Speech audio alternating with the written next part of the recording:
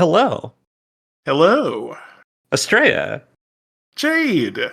We're back with Ink Fox and Paper Tiger. Have you been enjoying your Sunday funnies? Oh boy, I've just been laughing and laughing and laughing at every pixel that I can count. Today on Ink Fox and Paper Tiger, we read T.H.E. Fox by Joe. How do you say his name? Uh Ekaitis? I think it's Acadius. Ekaitis?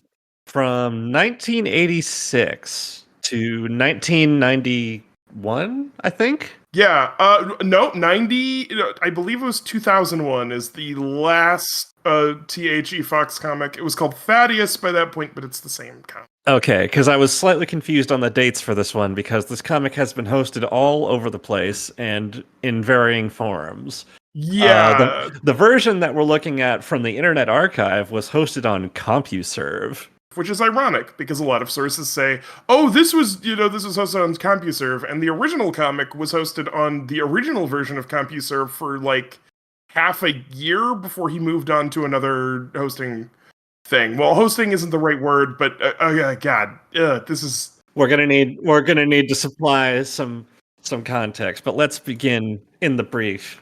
Overall impressions of this. Mine are conflicted, yep, I would say. This is our first gag a day strip we're reading. There's no narrative here per se. The thing of it is that this comic I'd call it a single panel gag strip. The kind that you would see in the newspapers of the time. And I can't believe I'm finally old enough to say this. It used to be it used to be that you would read comics in the newspaper. When I was growing up, you read your comics in the newspaper, in the funny pages, which do still exist, but have shrunk even further than the shrunken down, chopped versions that we grew up with as children. It used to be, in the very early days of newspapers in like the 1900s, that the funny pages were entire pages. A comic strip took up an entire newspaper page in full color, usually. And as time has gone on, and competition has grown and more newspapers have grown and you want to fit more funnies onto the page, they get shrunk and they get reduced to color on Sundays only, and they get smaller and smaller and more black and white, and the medium gets more and more restrictive. These are things that cartoonists like Bill Watterson complained about when they were syndicated yes. in various newspapers. It was hard to artistically express yourself in tiny little spaces like that and with limited color choices. So today it's actually gotten even worse. I don't know if you've opened a newspaper in like the last decade or so, but like the funny page is tiny and dark, like stuff that's been running for 50 years and is still in black and white and still telling the same jokes. The funny pages are a dour experience today. And the ones that are trying to maintain, I've noticed are like, oh, this is totally angling for like the internet, like the reboot of Nancy from a few years ago. It's like, this is not for the people reading the paper. This is for people reading it online. Yeah, this is for people to share on Twitter, which is a valid way to survive, but it's strange. Yeah, and you also have your classics like of the walking corpse strips of, hey, let's give Dick Tracy to a former furry artist and have increasingly large portions of the plot be devoted to furry storylines. It works for Dick. But yeah, this one is panel a day for a while, and then eventually when it got to the internet, it does have some more conventional daily type strips, even though they were only published weekly, but some of them are labeled as Sundays. It's very confusing how this is laid out. I've looked at interviews and shit to see when each of the individual comics was from, and none of it makes sense. Uh-huh. Yeah, but yeah, it is a gag a day strip. There is a fox. And a rabbit. And a rabbit. And the fox's name is T.H.E. Fox. And the rabbit's name is Bun E. Rabbit. Yes, Bun E. Rabbit. I could swear there was some other fictional rabbit whose name was exactly that, but I couldn't remember where it was from. There's a lot of that with this, where I'm like, I'm pretty sure I saw that before. Yeah. I'm pretty sure that was from somewhere else that's older than this. But the reason T.H.E. Fox the reason I draw that comparison between T.H.E. Fox and newspaper comics is not just that the format's the same, but that the author specifically had the goal of getting T.H.E. Fox published and syndicated in the funny pages for the longest time, which in the late 80s and early 90s would have been a pretty good paying job. You got like an exclusive contract with various newspapers. You became not necessarily a national name, but lots of people would see your art on a daily basis. It would have been a pretty good gig. And merchandising. Yeah, merchandising. Jim Davis. What's the guy's name? Jim Davis is Garfield. Yeah. Was exploding in popularity in merchandise in the 90s. This wouldn't have been... It wasn't a wild thing to ask for. The problem is twofold. One is that T.H.E. Fox being produced on a computer, which I should say it's not nothing to produce a comic on a regular basis with a Commodore 64, a computer that had no standardized paint program, and you're basically making mosaics at that point on a Commodore. I found out how he actually drew them, though. Really? I did. I found out that he drew them. He drew them on like the first consumer affordable like touchpad. Really? I didn't know that. I thought he would have just had to type it. No. The Commodore 64 had this thing called a koala pad for it, and you could plug that shit in, and you would rub a little piece of plastic against it, and when you wanted to make a mark, you would hold down a button. It looks like a nightmare to use this thing. Yeah, because I was like, how did this get made? Because Commodore 64s didn't come with mice, if memory serves. Oh yeah, no. This predated the common computer mouse. Yes. Like, I think mice existed contemporary to it, but they were not very frequently used, especially in personal computers. No, they came over from Europe in the bowels of ships. And the other reason I bring up newspaper comics and how the author was angling to get one published is that, I don't know about you, I didn't find T.H.E. Fox very funny. I did not find it that funny.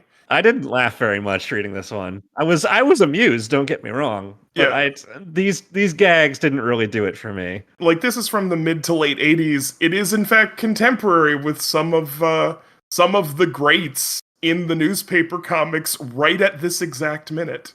Calvin and Hobbes would have still been running. Peanuts would have still been running toward the end of its life. Gag-A-Day single panel, Far Side's. The Far Side was still in the newspapers. Like, no. No, I don't think T.H.E. Fox had a chance in hell of being syndicated against giants like that. But that's not to say it didn't try. Yeah, and it did get published. At least it is published. Yes, he did editorial cartoons for the San Bernardino Sun. They are exactly the same as all of the other comics that he ever drew. Reading through the archive, I had very few things stuck out to me. Being a Gag-A-Day comic, it's about the mishaps of Thaddeus Fox and Bunny Rabbit, two animals who live together in an apartment, just domestic, everyday experiences. This is a very, very common setup for lots of furry comics, and I guess just comics in general. The Odd Couple. They are just roommates. They are literally roommates, yeah. There's not really any queer subtext that I could detect. The archives are missing like every comic where they have girlfriends, but I managed to dig up the ones where they do. Like, they're not like super egregious, but it's like, haha, the punchline is that guys wouldn't be into this thing. Like, oh, a Hooters restaurant, a restaurant with big Hooters, and it's two owls. And they're big hunky owls, and that's where their girlfriends wanted to go to this place. Big muscular owl men. There's some rolling trends in this comic. I can tell that this author is a macro fan. Yeah. There's lots of comics where the joke is just, oh, but there's a giant animal coming, look out. And like that's the extent of the joke. Digging into his work, there is in fact a point where he starts calling himself a macro enthusiast, like years and years later. I did notice that toward the end on his website, yes. This comic's comedy is how do I say this? Like, it's got like that kind of dad joke quality. We've sort of buried the lead here that this is allegedly the second webcomic ever. And the first webcomic, the evidence of it existing is kind of nebulous, even when I've tried to dig it up. Because nothing was saved of it, although there's reasons it might not have been saved, because like the CompuServe archive was lost. This was not on CompuServe. But yeah, this is the oldest one, and it was popular because you could share it. Sorry to leap in and maybe make a harsh judgment here, but I feel like the only reason T.H.E. Fox might have been popular is that you could view it on the computer. Yeah. And nowhere else, which would have been the novelty at the time.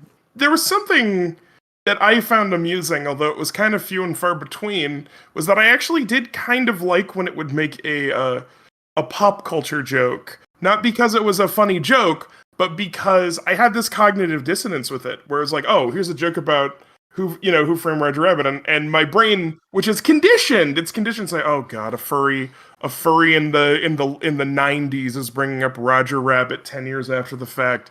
God, like, I mean, I know I love that movie too, but like, I'm not sure why. Oh no, that's when this was from like the week it came out.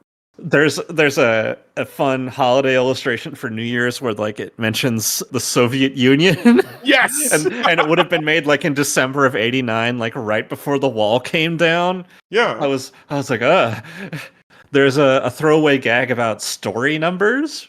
Even I'm too young for story numbers, but story numbers were an old like 1980s era telephone service / scam where kids would call a phone number and a narrator would read a story to them. It's a trend that died for reasons you can probably guess because it was way too expensive. Yes. And they would always end up wasting their parents' phone bill. A lot of the jokes are like also just like, yeah, it's fairy tale jokes. The fox ate the chicken. The scorpion stung the frog. The old refuge of the hack comedy writer is fairy tale jokes. There's a long interview with him about that where he was very specific that he was. And there's this pattern of evasive, is he a furry, is he not a furry? He's definitely a furry, but in a lot of the interviews, he seems to sort of be trying to downplay that before a certain point, because he's like, oh, why is it a fox? Oh, because I think foxes are misunderstood. They're always the bad guys in stories. As time develops, it becomes clear that the fox is his persona. Because like the fox is always the one throwing out the harsh takes and like saying the opinionated points in the comic. It's like, oh, so this is your authorial stand-in. And eventually it just does become his persona. And including a fursuit. Yeah, he has a fursuit eventually. It's weird to think that in the late 1980s, you could include your real name, phone number, and address in a public post and charge $10 for a floppy of the images you'd made. I was like, I'm certain like there's no risk of like doxing because he certainly doesn't live there anymore. But like, ooh, that's a very dangerous thing to do. That would be pretty common in fandom circles at the time. Like, a lot of old sci-fi magazines and other enthusiast press things would have people's full name and addresses in there, because the letters section was less like, it's less like, oh, here's letters to the magazine, and more like, here is the public posts on the forum, and if you want to go into DMs and argue with someone via letter, you can. Or call them on the phone, I guess. Or call them on the fucking phone, yeah! Bizarre.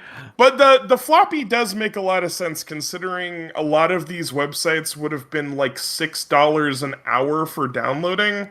Yeah, and that's where we should probably get into CompuServe hosting and how it was expensive. Yeah, it's really, really hard to talk about the rest of the comic without talking about where it was. Then I think we should. So Astrea, if it's like 1986 and I'm a pimply faced teenager who heard about these whole personal computer things, and I want to get onto this thing about people are calling CompuServe or the web, the not yet World Wide Web. Well, it wouldn't be a web at all yet. The term didn't exist. What would I have to do? What would I have to do to actually read T.H.E. Fox, this comic on the internet that I'm fixated on? The two things about it are, it was only on CompuServe for a little bit, which is weird because all of the places say CompuServe when it comes up. Couldn't get a good, clear answer, but it kind of seems like CompuServe files might have had to be in their like proprietary CompuServe format.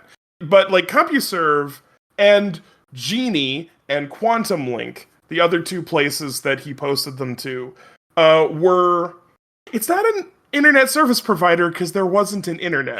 It's like a proto internet service provider. It is a service of connected computer networks that you can get on. What they would call a timeshare. Somebody would buy a supercomputer and then they would let other people dial in and rent it per minute to do calculations. And then eventually they were like, what if we did that, but we sold that at reduced rates to like consumers. And by reduced rates, I mean $6 an hour in 1980s money.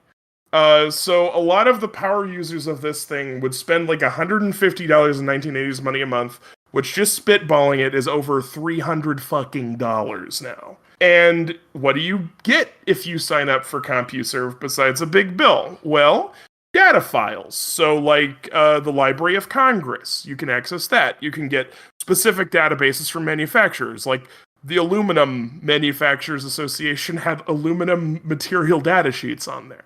And you could also do a lot of things that are considered default and basic on the modern internet, like use your credit card to buy things, which was not a guarantee back in the day.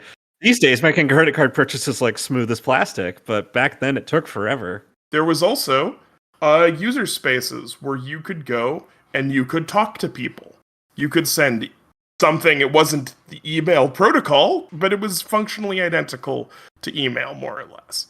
But on a competing service called Quantum Link, you could upload files to that. And GENI, the General Electric Network for Information Exchange, GENI, both of these places had their own, proprietary terms for, hey, here's a place where you can hang out and talk with other people like you. There was just like file repositories where you could upload files. And all of these comics got uploaded there and also uploaded to whatever Quantum Link used. I could not find as much information on Quantum Link. And none of these are the internet. None of these are the internet. They are proprietary computer database systems that you would contact. If you didn't pay for them, you couldn't use them. They were subscription services only. They were not public internets like we know today. Even as this was happening, their days were numbered, because it didn't take long for someone to basically figure out, like, I could just use my regular ass computer and hook it up to a regular ass phone line and do this myself. And shortly after that, we get dial-up as regular default packages, and then America Online, and then it's off to the races. Well, America Online is a development of these older services, and was one of the last ones, where it was like this sort of walled garden kind of thing that eventually did like connect to the internet. Because this isn't the like wider internet. This is, hey, we've got our own computers, as opposed to the internet, which is like, here's a whole bunch of different computers, and they all have different addresses. And as long as you can, dial that address, you can talk to it. Subtle but big distinction. And thus the internet. And thus the internet. And thus the webcomic. The comic on the web. Yeah, I mean, it's ironic calling this a webcomic because it does technically predate the web. But it ended up on the web. It has quite a lot of the same conceits that a webcomic does. That's like splitting hairs. But yeah, that's how this thing was distributed.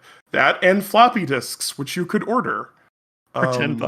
For $10. $10 for a floppy. Yeah, these are tiny, tiny images. They look like they would fit on an Atari screen, which I remind myself they probably would. Yeah, like the Commodore 64 is an 8-bit computer. So there's only so many pixels it can even push. And only so many colors it can even push. And the Commodore 64 was like the best consumer computer for that when it came out. It's weird to open these on my Windows 11 PC and they're the size of postage stamps.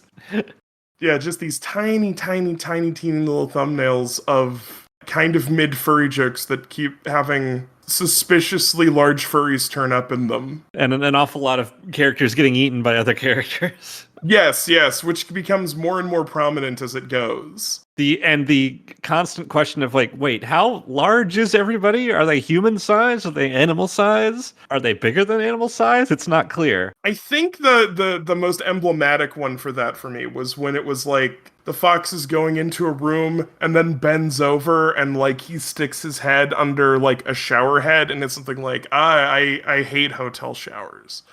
And I was trying to figure out, it's like, is this a joke about how hotel showers are too low, or is this a joke that he's giant and this is a regular size hotel, or is it Can't both? tell. Yeah, I can't tell. Yeah. The problem is,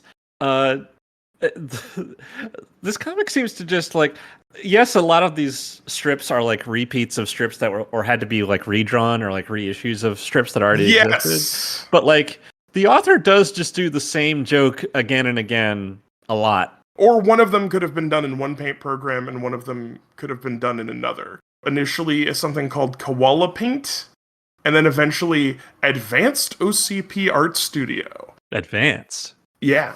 For the new millennium. Yeah, both of which I think got nuked from orbit by Deluxe Paint when it came out. And then when it moves on to the World Wide Web, it starts using digitally scanned in pencil and pen drawings, which I think would also be a first for a webcomic. Yeah. Although contemporaries were starting to do that around the same time too, since it was possible.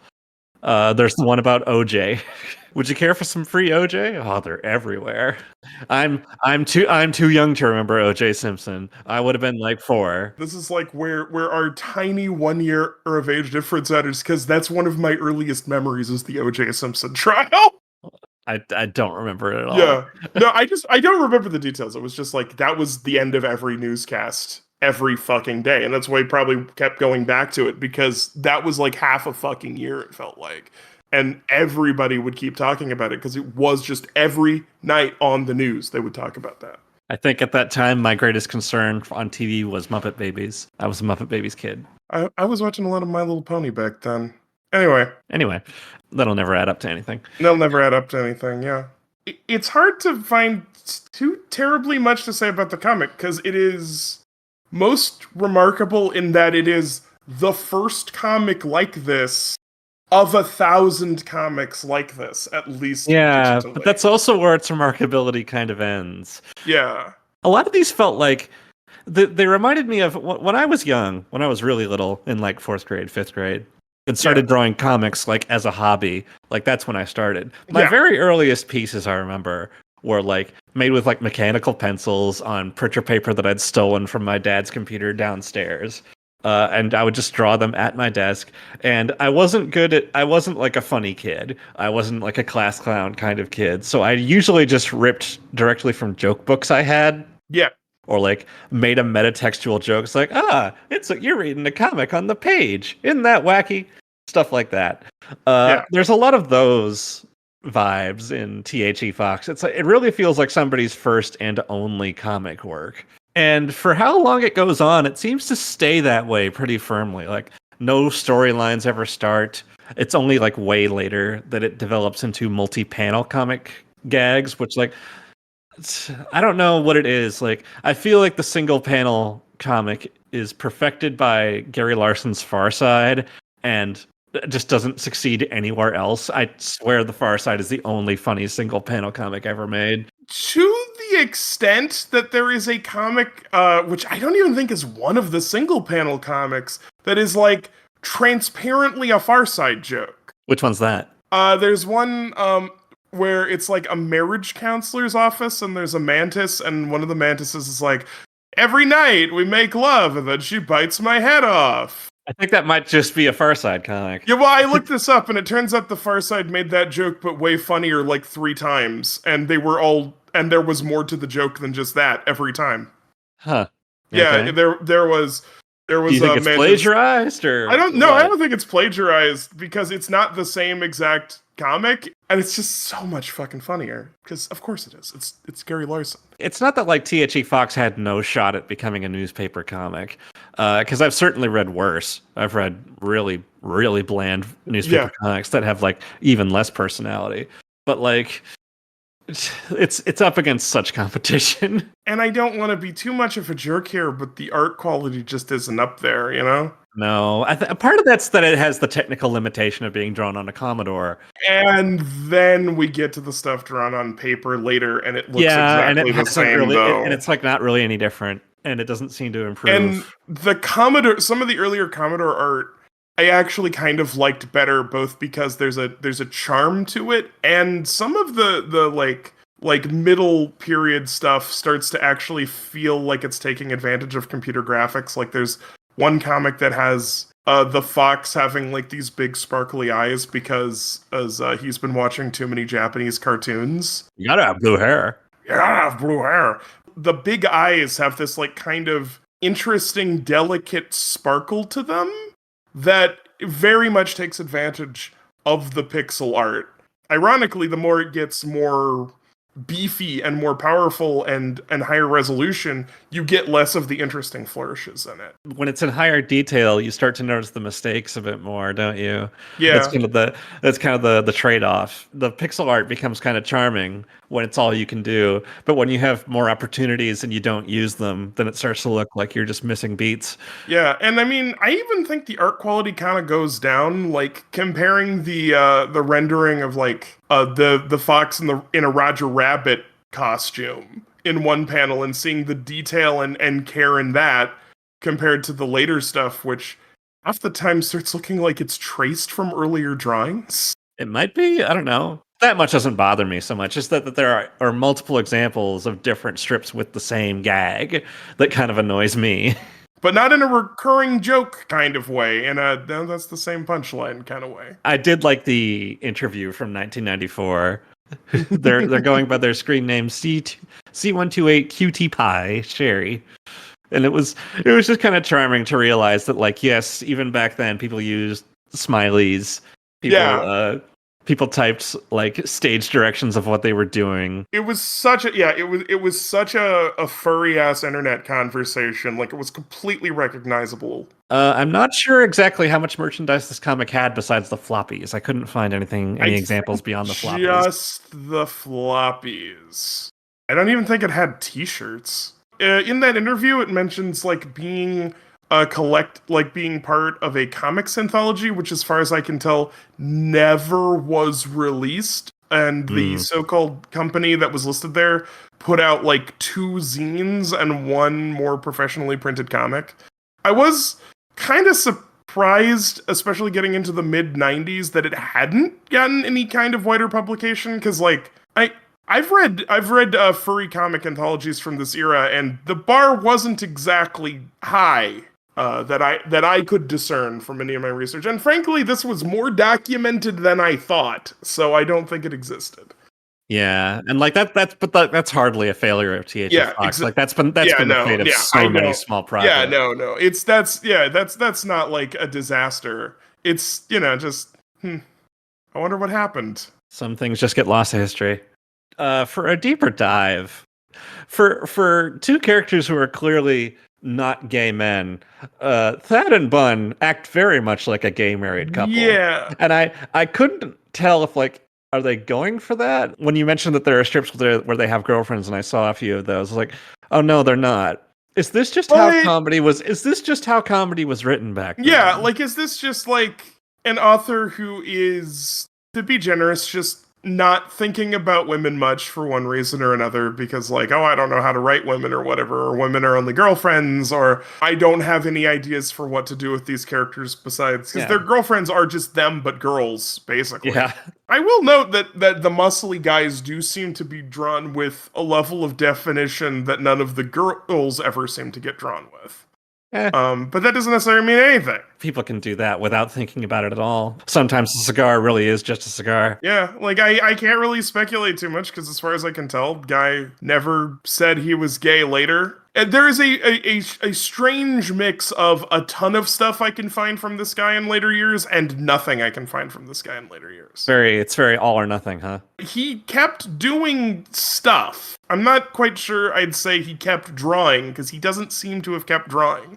There's a certain point where all of the images I can find from him are either assemblages of other art or are assemblages of his own old art that he drew in the 90s. Uh-huh. Like, the last couple drawings I saw of him on his Flickr account had some pictures of, like, this one rabbit that was larger than a castle and larger than a train. But the train and the castle were photo images that had been combined with this rabbit image that was very crunchy and clearly like a JPEG of a JPEG of a JPEG. These are avant-garde in their own sort of sweet bro and hella Jeff way. And there is a certain point, like, he's also brings up Gulliver a lot. Gulliver from Gulliver's Travels, just what if Bugs Bunny was Gulliver from Gulliver's Travel? But there's size play stuff in Gulliver's Travels. That makes sense, I guess. Yeah, it's just that specifically, though, over and over and over again, including, like, a series of images on the Flickr that were all, like, assemblages of Looney Tunes and other stock art. Cool. That's a rabbit hole that we're Yeah. not going to go down Yeah. on this No, particular no. episode. That sounds like a different comic. Maybe we'll read that some other time. That's fair enough. I'm just trying to find anything I can about this. This sure is a gag-a-day comic from the mid 1980s that was viewable on a Commodore for 6 cents a minute or whatever. It kind of reminds me of like early 3D video games where like by today's standards they look kind of trash, but that's because back in the day 3D was their look, to borrow from Josh Wallen's Geek Critique analysis. Like back in the day 3D was the aesthetic. Seeing it on the computer was the attraction. I mean, I would push back a little bit on that, because that is a big part of the attraction, and there's a bunch of games that did not age very well. But the late 1980s are kind of the start of the golden era of pixel art, like especially on computers where you did have access to mice and drawing pads and paint programs. You got what are they called? Living Worlds, those famous. Living Worlds, wow. Those color turning backgrounds, which are incredible. Like Hall of Fame for pixel art, those. So I think there's a little bit of that, but there's also, and that's definitely true, that it's really impressive that someone is just doing it who's not like a professional illustrator, who's not professionally trained with low-end hardware. Absolutely. Right. But yeah. And it's kind of impressive that like you had reached a point in history where artistic tools had become so accessible that someone could do that. Yeah. And develop a fan base, a small cult fan base, a fan base that seems to bounce around from service to service, but a fan base nonetheless. And like if this person could do it, why not you? It's an enticing thought. It sets the seed for quite a lot of artistic endeavors from other people. And considering how many early comics, and it might just be that they're based on newspaper comics, but there are a lot of very early furry webcomics that are just, hey, here's two people in a house. And there are quite a lot in the middle period that are just, hey, here's two people in college. And then there's a lot more. And then there's a lot more. And then there's a lot more. And so many furry comics just take the friends hanging out angle and do nothing else with it. And it's honestly kind of disappointing how many of those I've read. It's just so dry at this point. Yeah. But when I was younger, I didn't really have the discerning tastes that I do now. Now I demand very fine wines and cheeses. We've kind of talked about what the author did next. He's still around. Still participates in some things, but definitely not the mini celebrity that he once was. He did do some like little YouTube videos where he took one of the like VTuber pieces of software and had like a default like animal face say what was very clearly a T.H.E. Fox joke through the mouth. That's as far as I can tell the most recent stuff he's done. Well, it's not nothing. Maybe he'll find some other outbreak someday.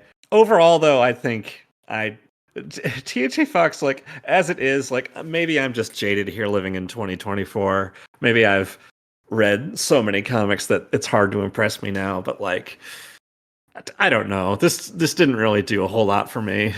Yeah, no. Just with the flat context, it was fun going back and seeing, like, jokes from before my time and, like, what really tickled people's eyes. In a time before I was born, the internet that never was. Yeah, like, logging on into this, looking at it, going like, wow, there sure is a comic on the computer. And then since you get Quantum Link, then logging on to Habitat and playing Second Life in, 8 colors. Proto-Second Life in 8 colors.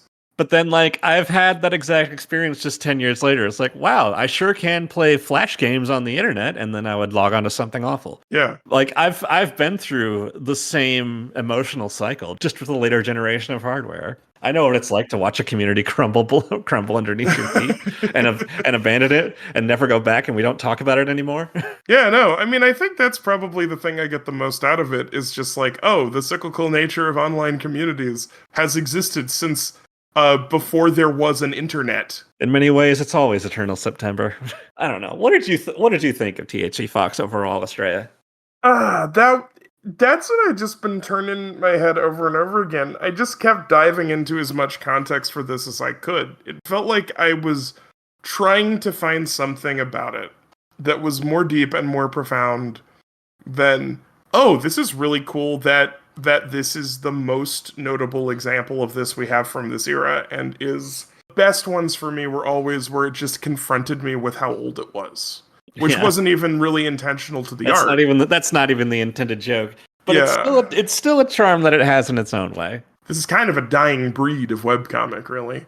If not a dead breed of webcomic. I'm trying to think of any Well, example. it's more that it just got it's more that the gag a day thing isn't a comic anymore. It's just a Twitter feed. Now Yeah. an artist just has their OCs and draws little one-shots on their Twitter feed. It's not considered a comic anymore. Yeah, exactly. These are just posts. I mean, that's the thing. This is a post. I think maybe that's the thing to take away from it. Maybe we're thinking about this as like, oh, these are like, this work, which, it is. He wanted to get it syndicated and he wanted to get it published. But at the same time, it's a guy on the internet amusing his friends on the internet with his posts, because this guy was in California, which was both a hotbed of early internet and a hotbed of early furries. And I think that's why he got big, because I think he would have been fairly local to a very large number of people using the internet at the time who were also furries.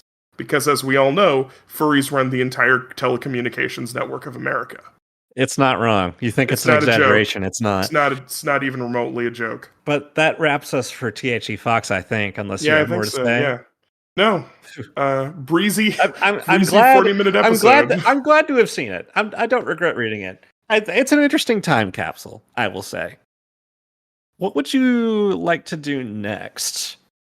There is one on the list that's like part of my memory of webcomics, because it was the first one I ever read. Yeah. What's that? That would be Fuzzy Nights. Oh my. Yeah. I have read that one, but it's been ages. Yeah, same. It's been ages. Sure, let's take a crack at Fuzzy Nights. We're gonna have to. I remember liking it nicely. I remember liking it. It at least I remember it poaching from good people to poach from, as opposed to a lot of other webcomics. Lovely. Where can people find you, Astrea? You can find me at Automatic Tiger on a whole bunch of the internet. You can find me on Twitter.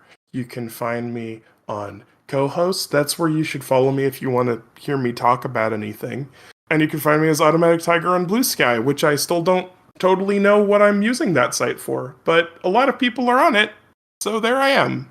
And I am Jade, and I'm in a variety of places, such as Gaia Online and FlashPlayer.net and ArmorGames.net and MiniClip.com, free games and shows.